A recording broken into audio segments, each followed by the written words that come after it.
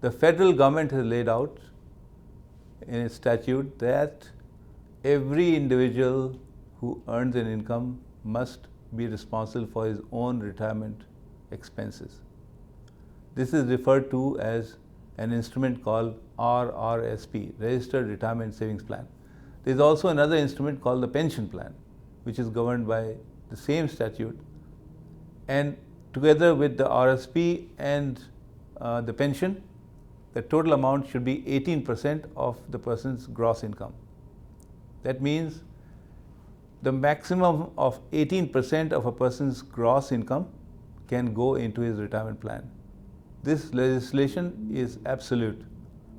However, very few people, in my understanding, have ever been able to come to the level of 18% of their gross income going into retirement planning.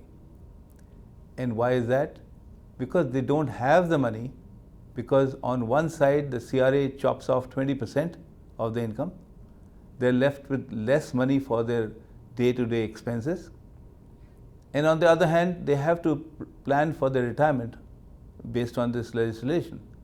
So this conflict of interest is what I'm trying to address.